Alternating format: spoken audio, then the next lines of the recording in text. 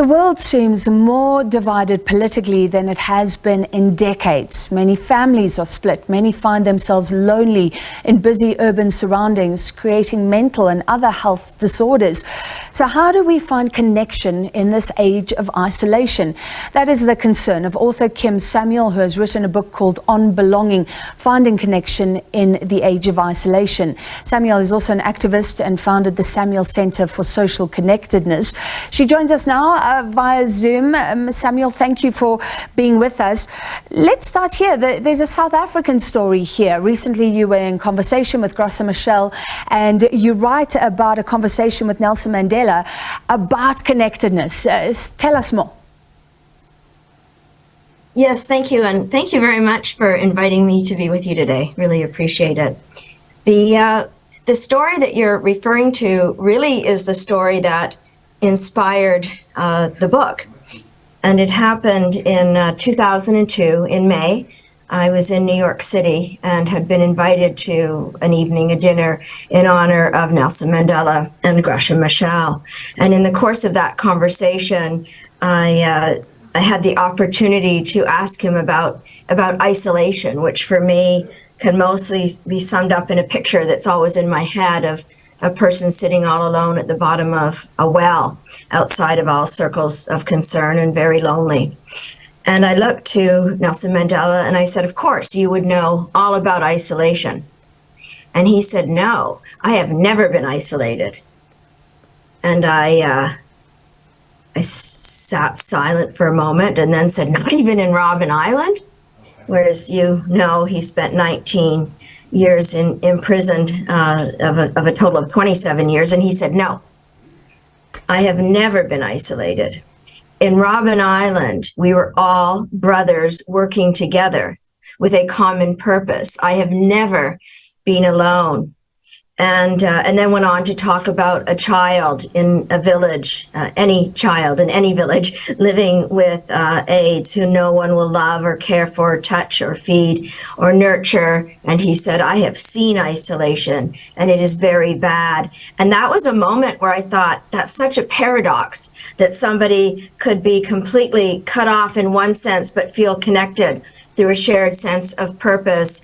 And yet any one of us at any given time could be in a big crowd of people and not feel at all like we belong. And it was not sort of a fireworks day for me or a moment. It was just this quiet affirmation of, okay, well, this is what I'm going to be working on for the rest of my life. So thank you for that beautiful story. Let's zoom forward and pick up now. Why is there so much isolation? There's social media. We're meant to all be closer, but in many respects, we are so far away from each other.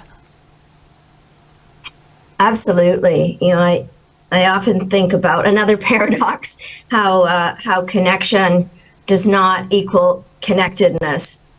And I write about an age of isolation because I don't look at this as the only time in history, but we are at a crisis point, an inflection crisis point in so many areas in terms of polarization, in terms of inequality, in terms of climate change, in terms of so many different crises, the COVID pandemic as one other example.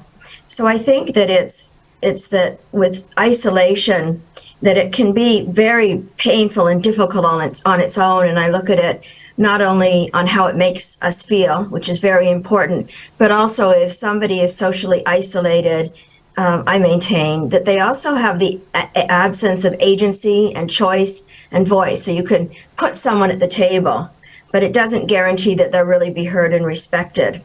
So a lot of it is where we are today. Multiple crises all the time, and I think a lot of people feel a real lack of hope.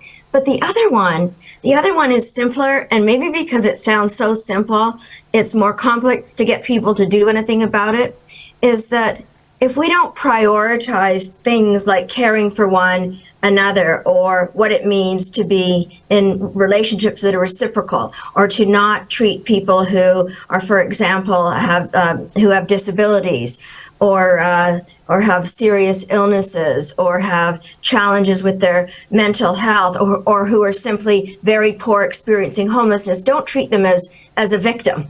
Not to say that they haven't been victimized, but I believe that we, even in the most well-meaning ways, often want to help by saying, what can I do for you? And then people don't get their power back. So I think that it's a little bit like a muscle. Yeah. I've been here for a couple of weeks doing a book tour without much exercise, so I can speak to this, but let's say the muscle that needs to be exercised is compassion or caring or understanding what it means to be in community. And if we don't do that, and we just say everything's about the economy, then we could end up very disappointed. And you've also spoken about the aged in South Africa. There are so many issues here, and the ones that you raise are very important, given the poverty, given unemployment, people feeling very hopeless. So quickly talk about solutions. Is this about government doing more, or all of us just doing more for the people we know? Yeah. I would like to focus on government and the private sector, which is not to say that this is up to each one of us, because it is. But I think it can be really challenging if a country's budget is not giving enough leadership and, frankly, funds to overcoming isolation, loneliness, which could be, for example, in the area of social housing. An example, I was in Joburg last week at the time of this horrible fire, which is sadly not unique around the world, where people that are living in social housing are simply finding an abandoned building in order to live and exist.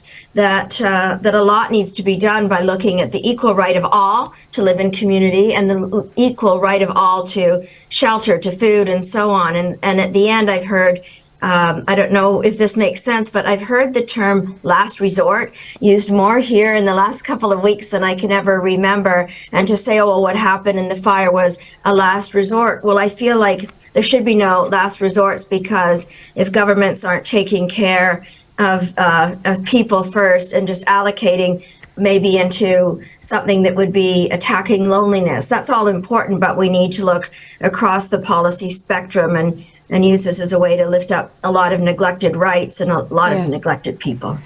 All right, thank you so much. We leave it there, but we appreciate your time and that insight. The book, Belonging, Finding Connection in an Age of Isolation, and that was the author, Kim Samuel.